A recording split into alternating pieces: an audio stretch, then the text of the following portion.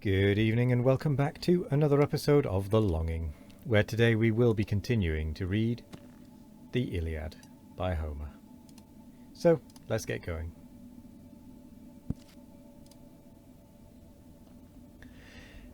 Then none, said Nestor, shall his rule withstand, for great examples justify command.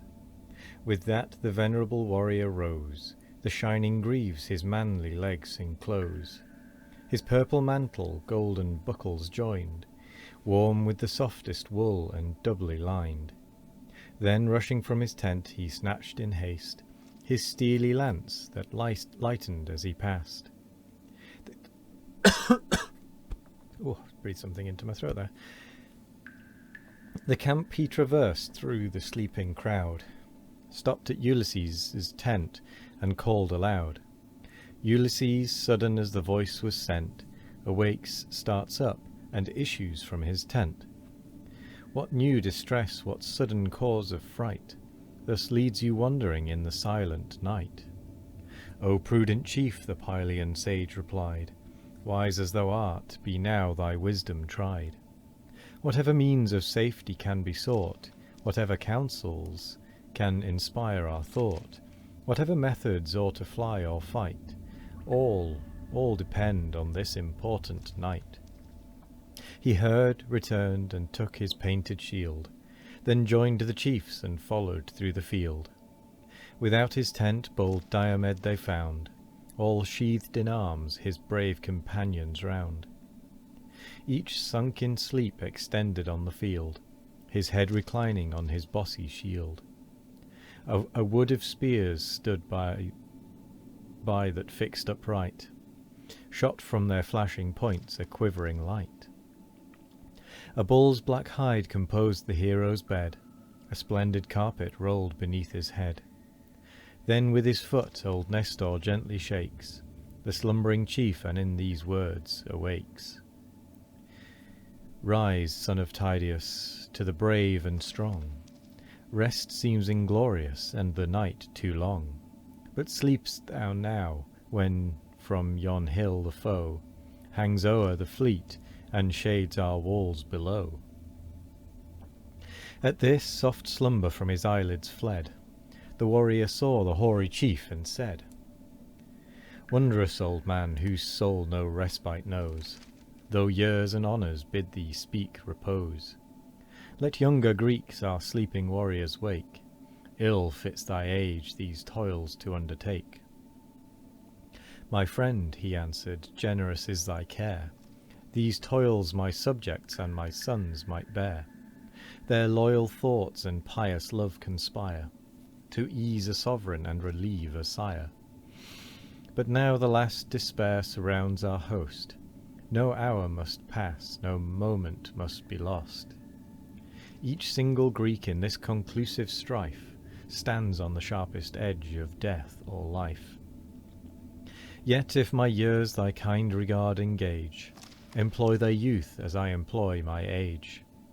Succeed to these my cares and rouse the rest. He serves me most who serves his country best. This said, the hero o'er his shoulders flung a lion's spoils that to his ankles hung. Then seized his ponderous lance and strode along. Meges the bold with Ajax famed for speed. The warrior roused and to the entrenchments lead. And now the chiefs approach the nightly guard, a wakeful squadron, each in arms prepared. The unwearied watch their listening leaders keep, and couching close repel invading sleep. So faithful dogs their fleecy charge maintain, with toil protected from the prowling train. When the gaunt lioness, with hunger bold, springs from the mountains toward the guarded fold. Through breaking woods her rustling course they hear. Loud and more loud the clamours strike their ear. Of hounds and men they start, they gaze around, watch every side and turn to every sound.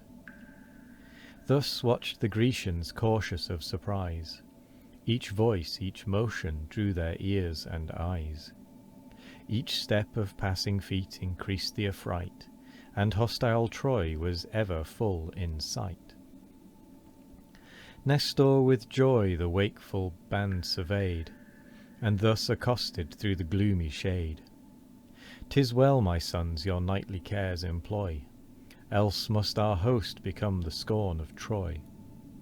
Watch thus, and Greece shall live," the hero said. Then o'er the trench the following chieftains led. His son and godlike Merrion marched behind, for these the princes to their council joined. The trenches passed, the assembled kings around, in silent state the consistory crowned. A place there was, yet undefiled with gore, the spot where Hector stopped his rage before. When night descending from his vengeful hand reprieved the relics of the Grecian band, the plain beside with mangled corpse was spread, and all his progress marked by heaps of dead.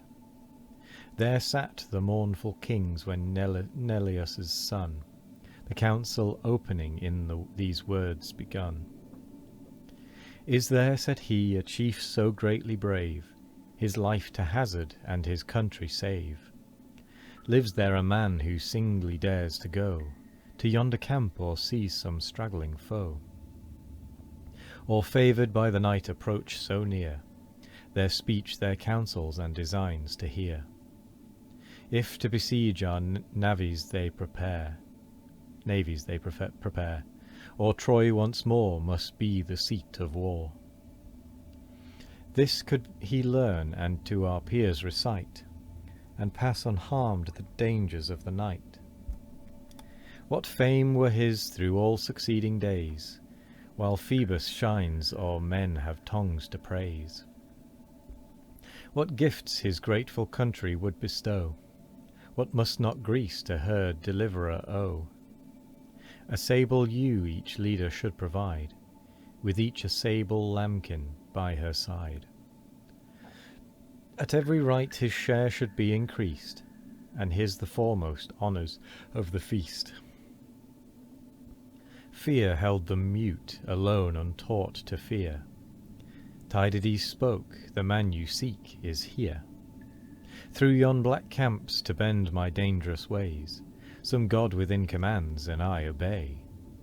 But let some other chosen warrior join, to raise my hopes and second my design. By mutual confidence and mutual aid, great deeds are done, and great discoveries made. The wise new prudence from the wise acquire, and one brave hero fans another's fire. Contending leaders at the word arose, each generous breast with emulation glows. So brave a task each Ajax strove to share. Bold Merrion strove, and Nestor's valiant heir. The Spartan wished the second place to gain, and great Ulysses wished nor wished in vain. Then thus the king of men the contest ends. Thou first of warriors, and thou best of friends, undaunted Diomed, what chief to join in this great enterprise is only thine. Just be thy choice without affection made, to birth or office or no respect be paid. Let worth determine here, the monarch spake, and inly trembled for his brother's sake. Then thus the godlike Diomed rejoined, My choice declares the impulse of my mind. How can I doubt while great Ulysses stands, to lend his counsels and assist our hands? A chief whose safety is Minerva's care, so famed, so dreadful in the works of war. Blessed in his conduct, I no aid require, wisdom like his might pass through flames of fire. Excuse me, and with that we come to the end of the episode. We're definitely going to need to do a time reversal at some point throughout this. We're only getting through a very small number of pages really, but never mind, we are making our way. So I will say my usual and say thank you very much for joining me today, I hope you all have a wonderful morning, evening, afternoon or night. No matter what time of day it is, I hope you all have a wonderful one of it. And as always, we will be back tomorrow for more of The Longing.